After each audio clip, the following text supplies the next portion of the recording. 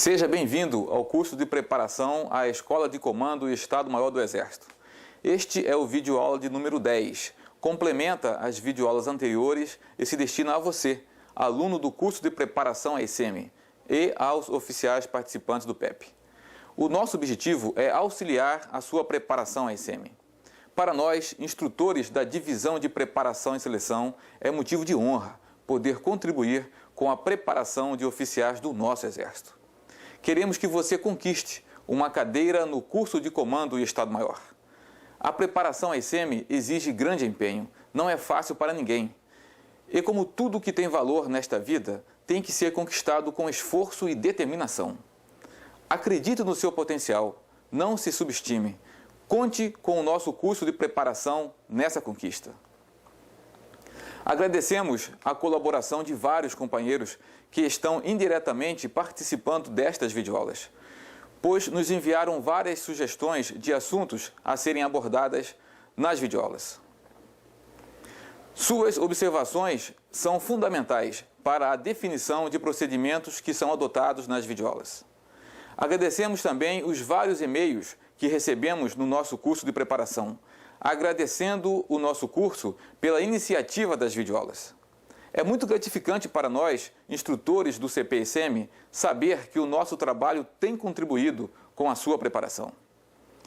Vamos prosseguir na nobre missão de preparar os futuros líderes do nosso Exército. Seja bem-vindo à Praia Vermelha. Prosseguindo, veremos agora o objetivo da nossa videoaula. Objetivo: apresentar aos oficiais alunos do CP-ECM e aos participantes do PEP os principais ensinamentos sobre o método para a solução de questões. Para atingir o nosso objetivo, seguiremos o seguinte sumário: uma introdução que consta das palavras iniciais já proferidas. Em seguida, prosseguiremos abordando as principais dúvidas sobre o método. Por último, faremos uma breve conclusão. A partir de agora, abordaremos algumas das perguntas mais frequentes realizadas pelos oficiais alunos do CP-ECM ou pelos participantes do PEP. Para o melhor entendimento das respostas às perguntas aqui formuladas, sugerimos que você estude com atenção as videoaulas anteriores. Elas são a base para uma melhor compreensão do método. Reunimos inúmeras perguntas realizadas pelos oficiais alunos do CP-ECM e pelos participantes do PEP, desde o ano de 2008 até hoje. E selecionamos apenas 20 perguntas mais frequentes e mais relevantes, que resumem todas as demais. Em que pese estas videoaulas tratarem do método para a solução de questões, um alerta muito importante a ser feito é que somente com o método não se obtém êxito no CP-ECM ou no concurso de admissão à ECM. É preciso reconhecer que o parâmetro com maior valorização em scores nas avaliações é o conhecimento e não o método. Portanto, de nada adianta estudar apenas o método. Você precisa adquirir conhecimentos de história e geografia também. Não supervalorize o método. O método é importante, a expressão escrita também, mas o conhecimento é muito mais. A nossa experiência de vários anos no curso de preparação e no concurso de admissão nos permite afirmar que a grande maioria dos reprovados no concurso de admissão à ECM não obtém êxito devido ao pouco conhecimento do assunto da questão. Ou seja, as suas soluções possuíam poucas ideias coerentes que realmente solucionavam o problema e que, portanto, poderiam compor o barema no parâmetro conhecimento. Não se esqueça disso. Adquira conhecimento e coloque-o na sua solução. Oriente a sua aquisição de conhecimentos, principalmente pela FOG e pelas questões do PEP e do CP-ECM. Procurando atender ao princípio da simplicidade, decidimos apresentar as perguntas exatamente como elas foram feitas, pois dessa forma poderemos colher melhores ensinamentos. O método para a solução de questões parece difícil no começo, mas com o tempo você percebe que não é difícil. E não é difícil porque é lógico, tem uma sequência de passos lógicos que facilitam a elaboração de uma boa solução ao problema recebido. Caso você esteja tendo alguma dificuldade para entender o método, não se preocupe, prossiga nos estudos com calma, faça exercícios de método e em breve estará dominando o processo. Por falar em exercício de método, O CPSM disponibiliza nos módulos do EBAula vários exercícios de método. Aproveite essa ferramenta de aprendizagem. Vejamos agora as perguntas mais frequentes recebidas. Primeira pergunta. Sei que não existe uma fórmula do bolo, mas gostaria de tirar algumas dúvidas sobre a estrutura da minha solução, conforme exposto abaixo. A pergunta trata sobre espaçamentos entre as partes da solução, como você mesmo pode ver no slide. Resposta à primeira pergunta. Como você sabe, o método não prioriza a forma, isto é, a estrutura, mas sim o raciocínio. Deve-se resolver o problema, ou seja, solucionar a questão. As duas formas podem ser usadas. A escolha é sua, sem problemas. O que será avaliado é se você resolveu o problema ou não. Não se preocupe com esses pequenos detalhes. Segunda pergunta. Nas servidões apresentar, caracterizar e justificar, pode-se redigir apenas um parágrafo por tópico? Resposta à segunda pergunta. Sim, pode.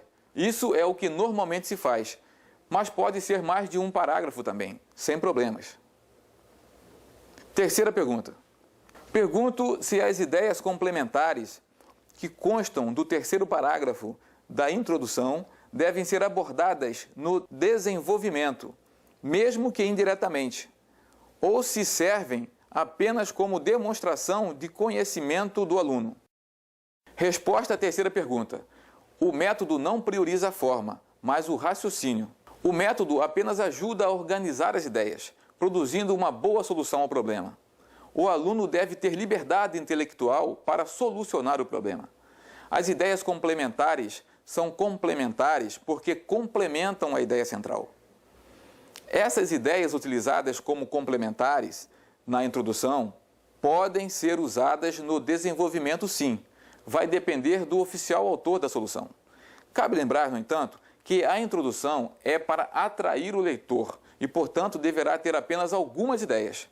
A maioria das ideias estará no desenvolvimento. Cabe lembrar ainda que uma mesma ideia que apareça tanto na introdução como no desenvolvimento será computado como apenas uma ideia no parâmetro conhecimento do barema. Por isso que é importante estudar para se adquirir conhecimento, de modo a ter muitas ideias diferentes que se complementam e sejam úteis para solucionar o problema. Considerando que o parâmetro conhecimento é o que tem maior peso nas avaliações, não repetir as mesmas ideias na introdução e no desenvolvimento pode ajudar no resultado final desse parâmetro. Quarta pergunta. Ao inserir informações complementares na introdução de um texto, é muito comum a inserção de tópicos que deveriam pertencer ao desenvolvimento. Há alguma dica que ajude a evitar este equívoco? Resposta à quarta pergunta. Como você sabe, o método prevê que na introdução sejam inseridas ideias complementares, que complementam a ideia central e preparam o leitor para o que vai encontrar no desenvolvimento. Isso não significa antecipar o desenvolvimento, pois para que isso ocorresse, dever-se-ia desenvolver a ideia na introdução. Por exemplo, se a servidão for caracterizar, não se deve caracterizar na introdução, mas no desenvolvimento. Quinta pergunta. Ao dividir a solução de uma questão cuja finalidade é justificar a inserção do Brasil no processo de globalização, posso usar a estrutura abaixo? Resposta à quinta pergunta. A resposta é sim. Lembre-se que o método prioriza o raciocínio. Imaginamos que essa sua pergunta foi motivada pelo fato de que, ao colocar no item 2 a explicação do que será justificado, parece que a solução fica mais clara. Não se preocupe com isso, pois o último parágrafo da introdução já fez isso. Portanto, pode-se empregar a estrutura sugerida por você sem problemas, ou a que normalmente é mais usada. 1 ponto introdução, 2 pontos desenvolvimento e assim por diante. Sexta pergunta. Gostaria de saber se no parágrafo de ligação da introdução com o desenvolvimento devo fazer referência à conclusão que não foi imposta. Resposta à sexta pergunta. Em uma questão do ND Análise, durante a sua interpretação, identifica-se se há ou não uma conclusão imposta. Caso a questão não defina a conclusão imposta, então o aluno deverá definir uma conclusão a ser feita, pois todo o trabalho de análise deve chegar ao final a uma conclusão. Neste caso, o aluno ficará com liberdade para concluir sobre o que ele achar mais relevante, dentro de uma coerência com a questão, se possível. Neste caso, haverá uma conclusão autoimposta e provavelmente haverá também várias conclusões diferentes, uma para cada aluno autor de uma solução, e o barema terá que ser extremamente flexível.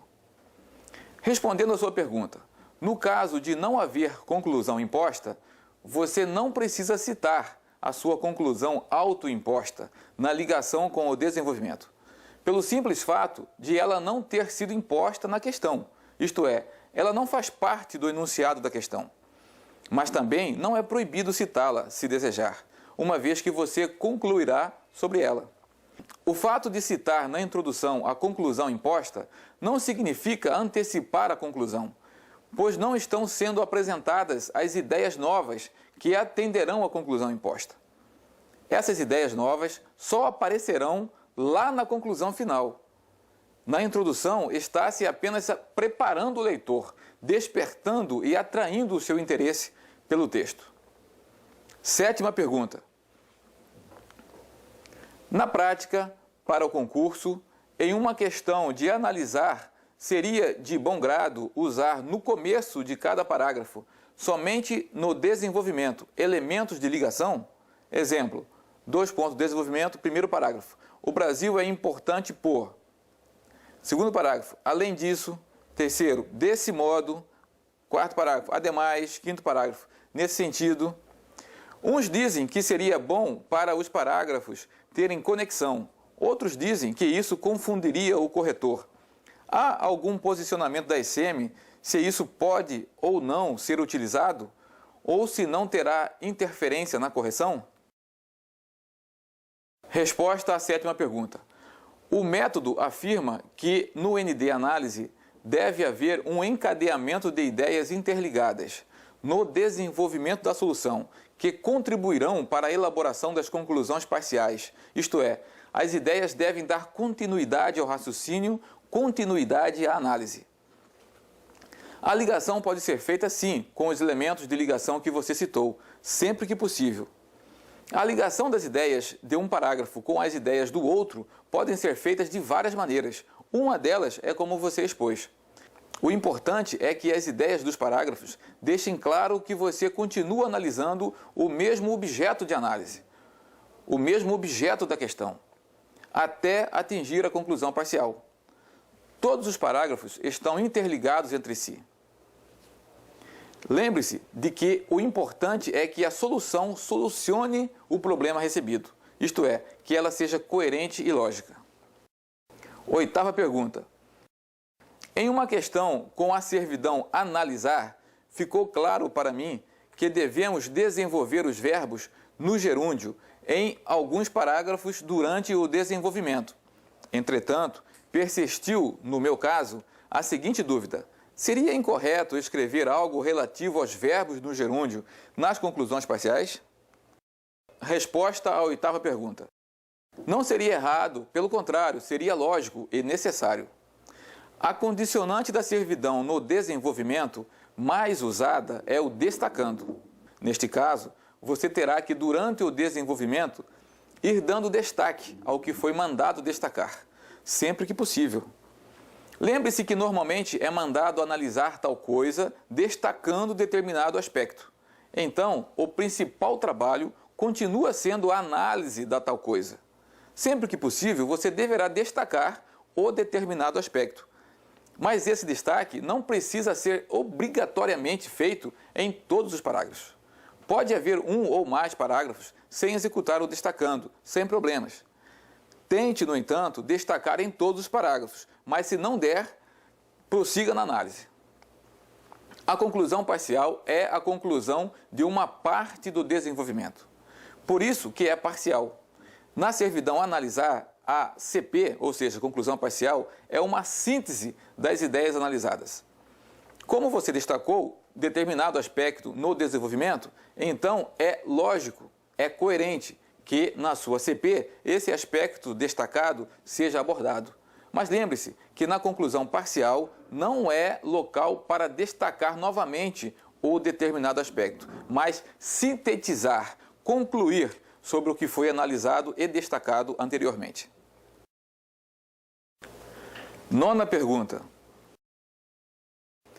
Em uma questão com o enunciado da análise da atual situação da América Latina, apresentar os aspectos econômicos, políticos e psicossociais. O enunciado pressupõe uma análise, muito embora a servidão da questão seja apresentar. Em questões assim, o método utilizado para a servidão, neste caso apresentar, sofre alguma modificação? Resposta à nona pergunta. A servidão da questão é apresentar, em que pese o enunciado conter da análise. O método de resolver a questão não muda. Deve-se apresentar os aspectos econômicos, políticos e psicossociais. O enunciado da análise significa que a solução deve tomar como base uma análise da atual situação da América Latina que já foi realizada anteriormente. Agora é para apresentar. Você deve fazer essa análise mental e esquematizar a sua solução. A solução propriamente dita deve atender à servidão imposta, isto é, apresentar. Décima pergunta. Gostaria de sanar algumas dúvidas com relação ao desenvolvimento das questões com servidão analisar. Número 1. Existe um número mínimo ou máximo de partes em que devo dividir o desenvolvimento da minha solução? Número 2. Por ocasião dessa divisão, quantos parágrafos devo escrever visando a apresentação do conteúdo? E, número 3. Nos parágrafos, procuro colocar um único tópico frasal para desenvolvê-los. Porém, não faço conclusão parcial, pois, segundo a publicação, método para a solução de questões, deve ser única e no final de cada parte, constituindo-se um novo parágrafo. Entretanto, havendo condicionante da servidão, verbo no gerúndio, onde essa condicionante será abordada? Em um novo parágrafo, na conclusão parcial, ou dentro de cada parágrafo do desenvolvimento? Ou seja, para cada tópico frasal colocado. Resposta à décima pergunta. Respondendo à primeira parte da sua pergunta, o desenvolvimento deve ser dividido em, no mínimo, 2 partes. Mas não existe um número máximo de partes que o desenvolvimento pode ser dividido. Isso vai depender fundamentalmente da interpretação da questão. O enunciado da questão costuma ser muito claro nesse aspecto. Cabe lembrar que para cada parte do desenvolvimento você deverá produzir uma conclusão parcial. E na conclusão final você deverá fazer a síntese das conclusões parciais.